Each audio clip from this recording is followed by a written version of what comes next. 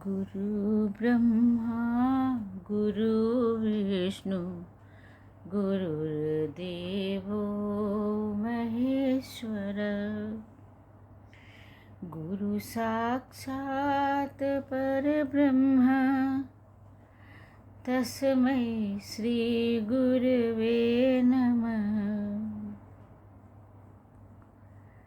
मेरे चैनल में आपका स्वागत और अभिनंदन है। गुरु वो हैं जो कहते हैं कि मुझ पर भरोसा रखो, आँख पर पट्टी बांध कर दौड़ो और मैं तुमको गिरने नहीं दूंगा। अगर कहीं तुम गिर भी गए तो आँख खोलकर देखोगे कि मैं तुम्हारे सामने हमेशा रहूँगा, तुम्हें सहारा हमेशा दूंगा।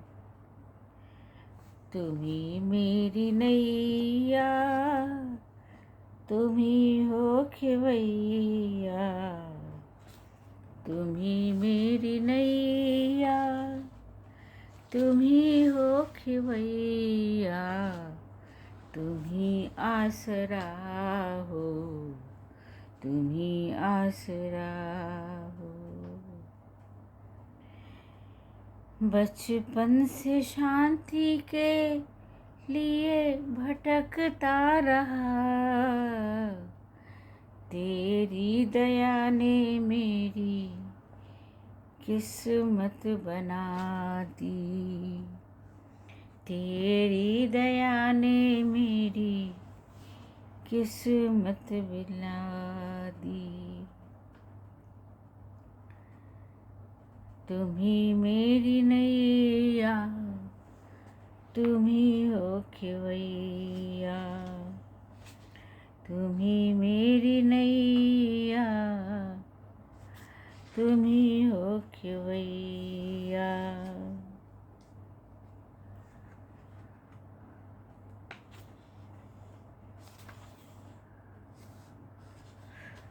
तुम ही मेरी नैया, तुम ही हो खेवैया। हे गुरुदेवा, हे गुरुदेवा। पिछले श्लोक में गुरुदेव ने कहा समदृष्टि हो जाओ, कि कुछ भी तुमसे भिन्न नहीं है, सब में तुम ही हो और तुम ही सब में हो, क्योंकि तुम्हारे ही द्वारा ये माया का संसार रचाया जा रहा है। आगे, न हिंसा नैव कारुण्यम नौधत्यम न च दीनता नाश्चर्यम नैव च क्षोभः क्षीण संसरणे नरः। जो महापुरुष जगत विहीन हो गया, अर्थात जो जगत के मिथ्या तत्व को जानकर उससे निर्लिप्त हो गया, उसमें न तो हिंसा रह सकती है और न करुणा, न वह उद्विग्न होता है और न ही दीन। वह किसी न किसी विचित्रता पर कौतूहल करता है और न किसी प्रकार का क्षोभ करता है।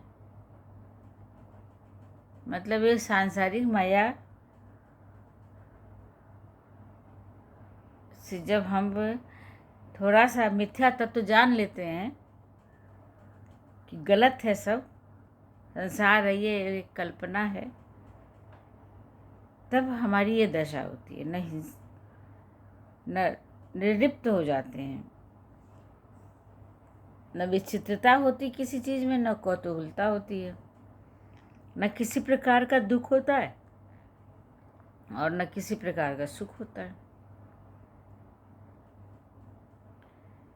गुरुजी चरणबद्ध रूप से शिष्य को उच्चता की ओर ले जा रहे हैं। वह जनक को एक साधारण मनुष्य की तरह की तरफ ले जा रहे हैं। महाशय, गुरु जी ने इसको महाशय अर्थात जिसका आशय बड़ा हो।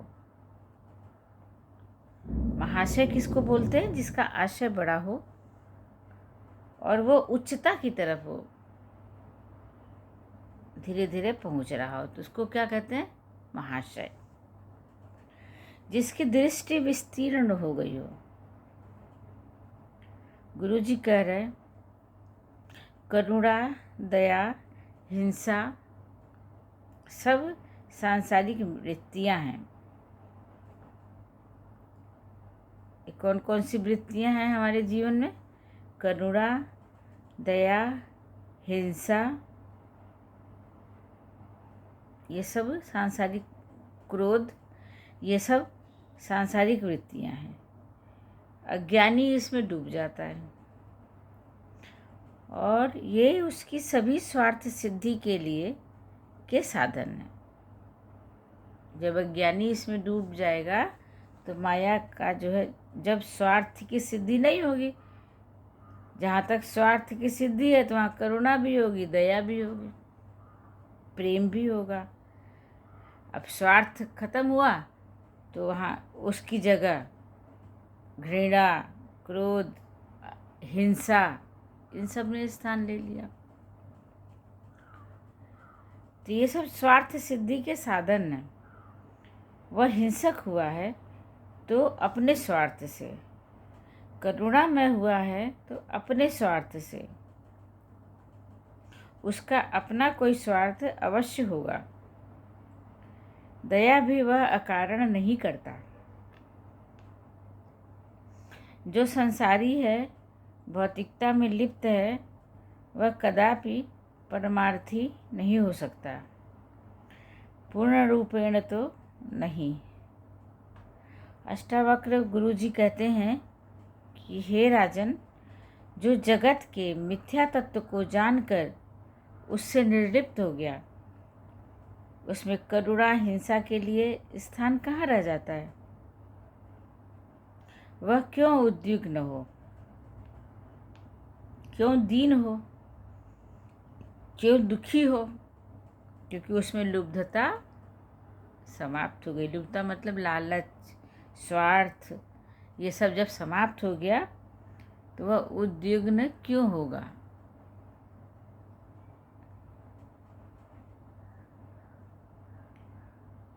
न मुक्तो विषय द्वेष्टा न वा विषय लोलुपः असंसक्तमना नित्यं प्राप्ता प्राप्तमुपाश्नुते।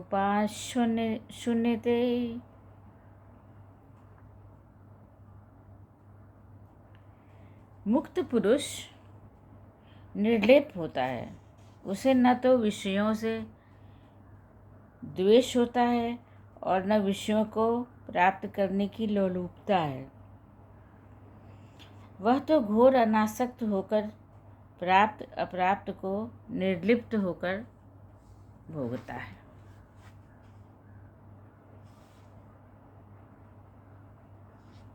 वह तो निर्लिप्त होकर भोगता है। जब ये चीज़ें समझ में आ जाती है, सब मैं ही हूँ और मेरे में ही सब है, तब धीरे धीरे धैर्य आ जाता है और ये सांसारिक माया को देख करके हंसी आती है। इसी के साथ मैं विराम लेती हूँ।